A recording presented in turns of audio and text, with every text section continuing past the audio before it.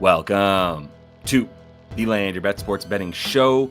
Monday Night Football got the Bucs, the depleted Bucs, taking on the Chiefs in Kansas City. A lot of injuries, as we know, especially in the wide receiver core there for Tampa Bay. Also have some defensive backs that we're looking at that might not play, including Antoine Winfield Jr. So got to take a look at all this stuff here. Got 8 player prop projections for you for this game here on Monday night. If that all sounds good to you, go ahead and give the video a like. Let's get right into it. As we take a look at this Bucs offense to start out, you are going to notice I like an under in this game. 45.5 is the total. I do prefer the under. I bet that already at 45.5. That's about where I would take it to the under. Not really too much lower than that, but I don't see very many points coming in this game.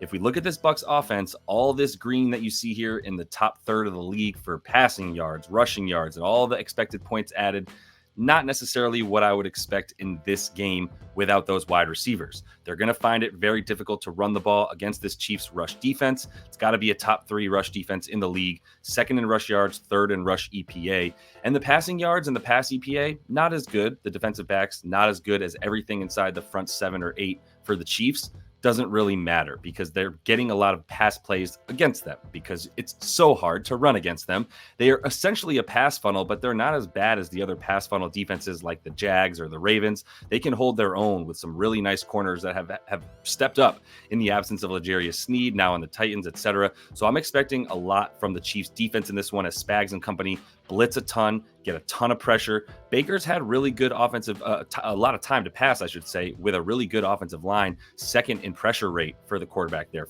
Second fewest pressure, I should say, that Baker is getting.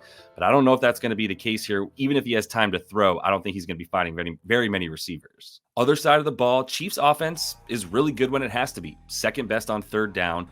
They're 11th in pass yards, 14th in pass EPA, but that rush EPA is what keeps this team going.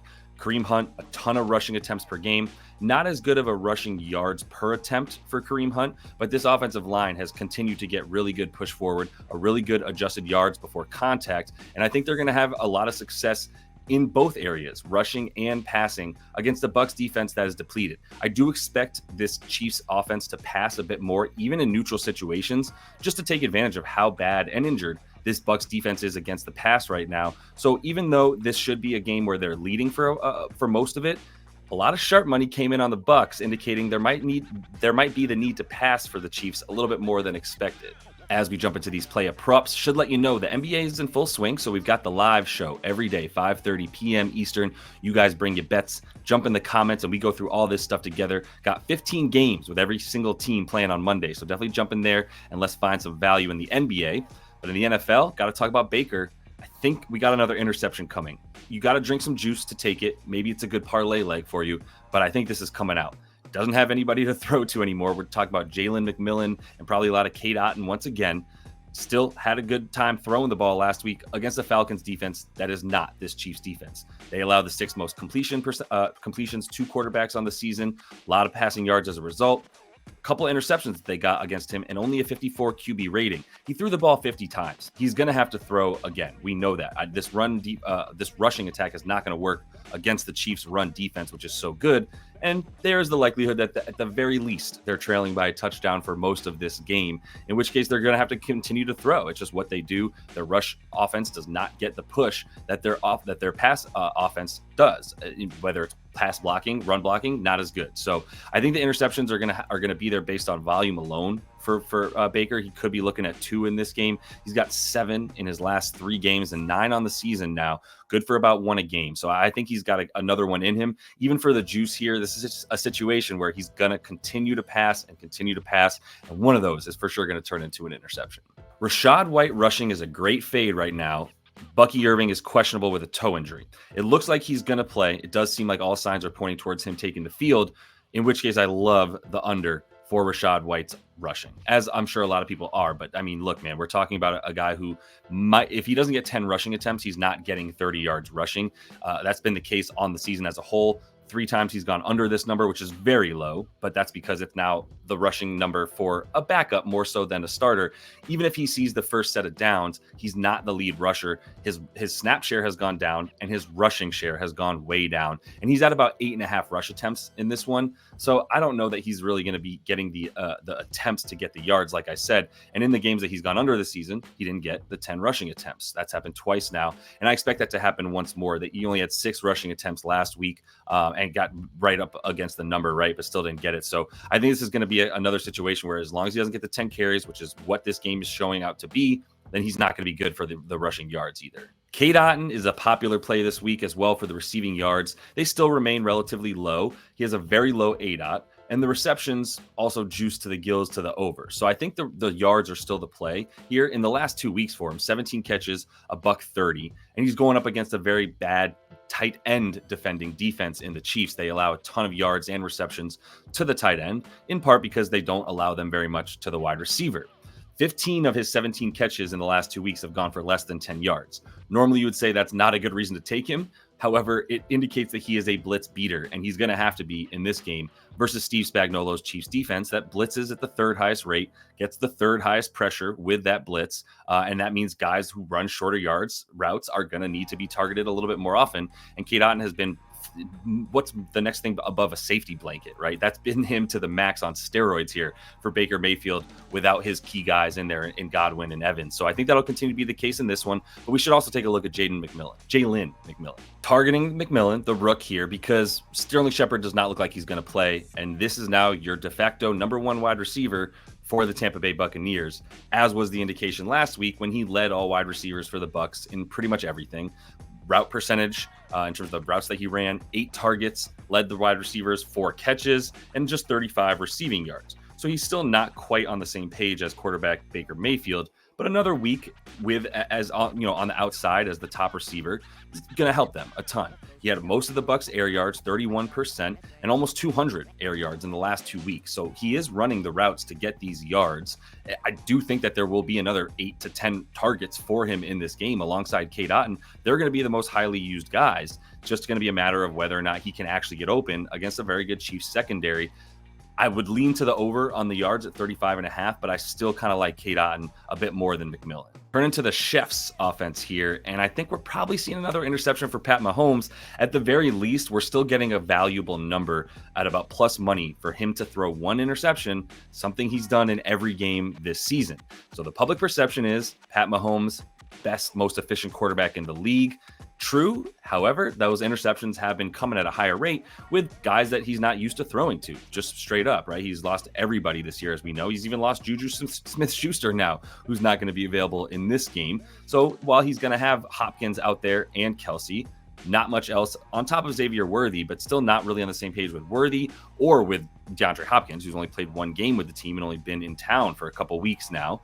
He's going to be looking at a lot of blitzes, a lot of pressure. The passing offense hasn't been as good. The pass rush, the pass blocking, I should say, has not been as good for Mahomes, as certainly not as the rush blocking, as they've been getting a ton of yards before contact on the rush. They just can't give him quite as much time, honestly. And once again, with this game being a strong lean for me to the under and fewer points in this one, I think Mahomes is going to continue to pass throughout the game. They're just going to take their time and do it slowly, but he is going to have enough pass attempts because I see Andy Reid and him taking advantage of how bad this Bucs pass defense is, much worse than the rush defense. So Andy Reid and company, they don't care if they need to run the ball or pass the ball. They're going to take advantage of the weakest part of your offense, or defense rather, and that's going to be passing the ball, which means more opportunities for another INT for Patty Mahomes.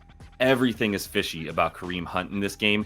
It just turned into a stay away from me. I really wanted to come in here and just go, yeah, obviously you take an over on Kareem Hunt against a bad pass, or against a bad defense in general. It's bad against the rush, but better than it is against the pass. Still would think that with a positive game script here for him, he'd be rushing. Well, he's got at least 20 rushing attempts in his last 3 games, yet his rushing attempts line is 16.5. And as I've talked about with Matt Modai a bunch on the Sunday morning live show that we do every Sunday for looking for those props before the games start, we talk about how the rushing attempts and the passing attempts, those are pretty accurate for the books. That's the thing that they're projecting more than anything with accuracy. And really, if they have it at 16.5 rush attempts, you go, why would you have it so low when everything about what he's done has been rushing way more often than that. Well, it just screams as though they're begging you to take it and take over on the rushing attempts when they might have a good reason that it's not going to be quite the same. And part of that reason would be the sharps coming in, betting on the Bucs, and making it seem like this is going to be a closer game than most people think for a couple of different reasons. The Bucs rush defense is just way better than its pass defense, and that has to be taken into account. That's why, like I said a moment ago, I believe heavily that this Chiefs defense, or offense rather, is going to pass a bunch more than might be the initial indication, in which case Kareem Hunt might not be quite as good for the 65 to 70 yards he's going to need to go over in this game. It's not really chalky anymore to take an over on Travis Kelce. His anytime touchdown is listed at about plus 120 right now. And that's something that we didn't see very much last season for him. But he's coming back, right? And there could be the notion that maybe they were saving him a little bit for the playoffs. They didn't want to use him as highly, as much in the first 6 to 8 weeks of the season. Now they don't have a choice. There's really nobody left. That's why you saw him with 12 targets last week and 9 targets per game in the last 3 weeks, whereas prior to that, his usage was way down. The other thing about this touchdown, 6 red zone targets in the last 2 weeks, and there really ain't much around him as far as red zone targets go anymore. It's really just the tight ends, and maybe we'll start to see Nuke Hopkins get a few more looks inside the red zone this week, but still not quite on the same page nearly as much, obviously, as Kelce and Mahomes, one of the best duos in history. The other thing about Kelce is he wasn't really getting much yak at yards after catch in the first few weeks of the season.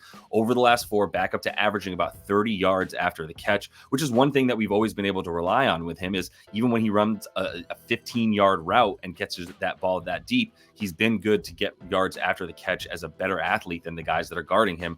Should be the case once again against the Bucs linebacking core that struggles mightily to limit tight ends. They're bottom 10 against the position. So another really good week in store for Mr. Kelce here. And if you're looking for a Chiefs wide receiver, I would look no further than Xavier Worthy. Rook has been looking a little bit better in the last couple of weeks. Still not quite on the same page as Patrick Mahomes. And you look at him and you think maybe we should be taking the receptions. He's got a high target rate, but his air yards are still good, especially for the Chiefs, who are not getting a ton of air yards. And he is the guy that should be getting them for them in this game. He's got big play potential versus this pass rush that's going to be blitzing all out for the Bucs as they want to do. And they allow the 4th most yards after catch for a reason. They don't offer very much safety help, as those safeties are blitzing up to the line and doing a lot of coverage themselves, to be honest. And now they're also banged up once again, which they've been most of the season. You look at him since there haven't been any other wide receivers around, 8 and 9 targets in each of the last 2 weeks, only pulling in 4 receptions on both of those, but butting right up against the 35, 36 yards that he needs to go over his total in this game.